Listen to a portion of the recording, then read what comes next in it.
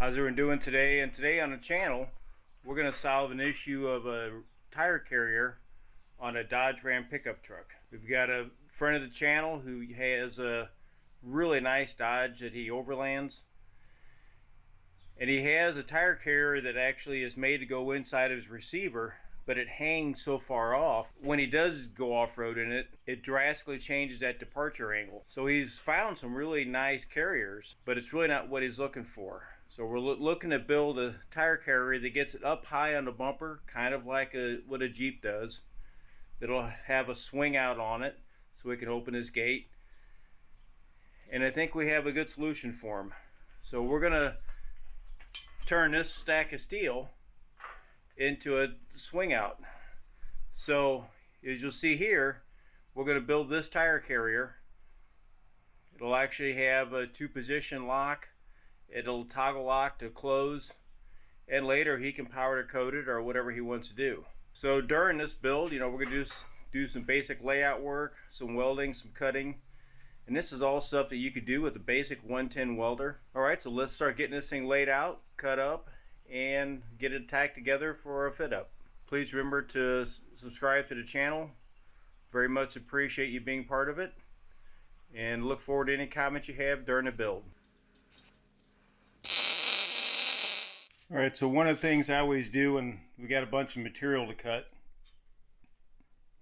I always lay out on here what pieces go to where, so I don't grab the wrong piece and cut it for the wrong thing.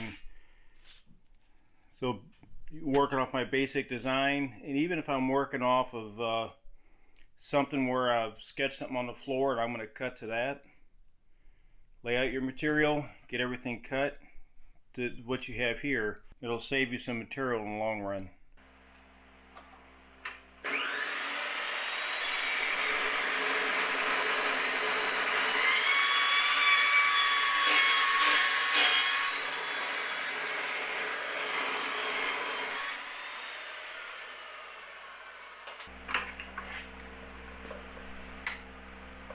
So that's one place where if you just lay out, especially if you have a lot of angles, if you lay them out so you make sure you're cutting on the right side, so you don't get one cut backwards from where your other leg is, helps out tremendously.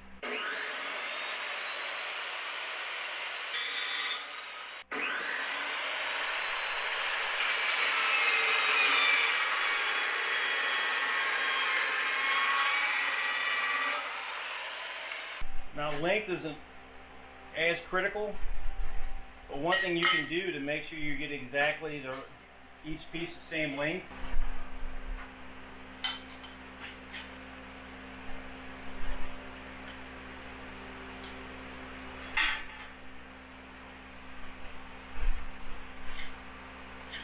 this way at least if you're off a little bit, at least they're the same. If I have a piece on each end, that way I know the height's right. And that way,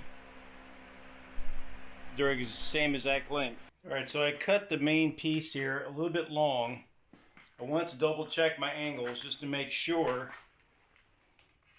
I ordered the material just a little bit long. So I should have 13 in here, which right on 13. So I just go in and just trim this piece here. And this part of it's built.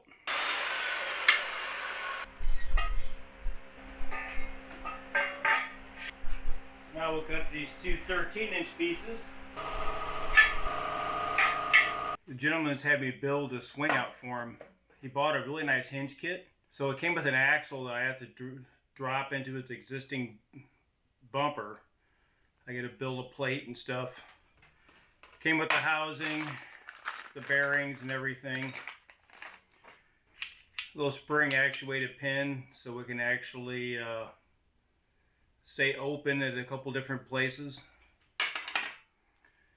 And we might actually make it so that it can lock open and lock closed. Just in case the clamp that came with it, if it comes undone, perhaps it's got a spring loaded. Right. And it came with a bumper for it to swing up against.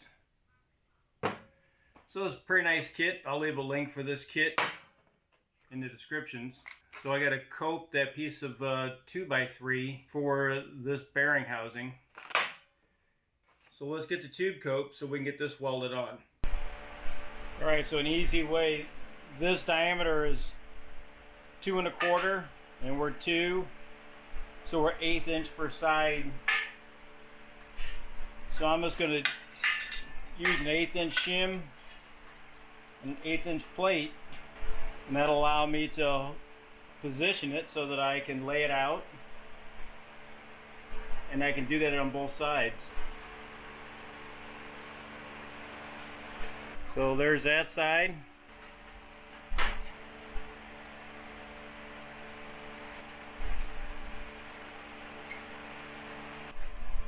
So there's the upper and lower. I'll just cut those out with cutoff wheel.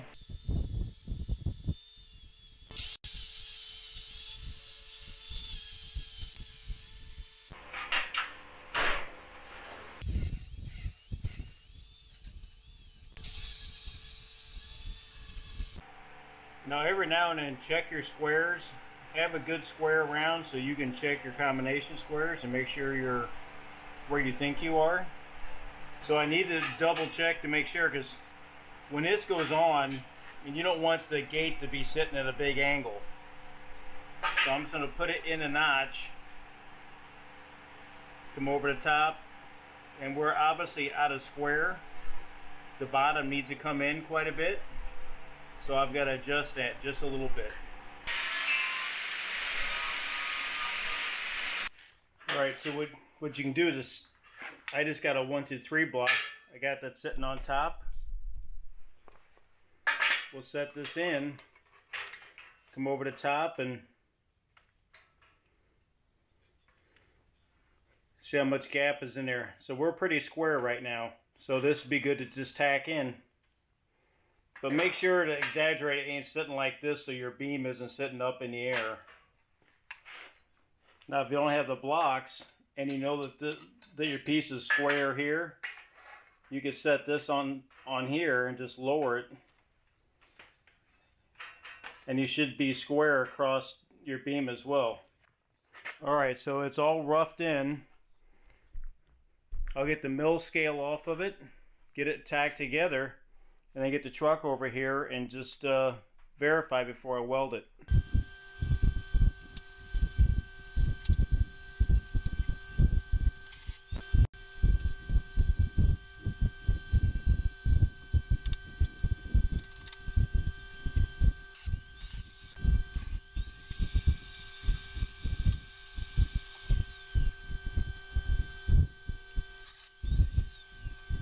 And we're going to start getting the layout.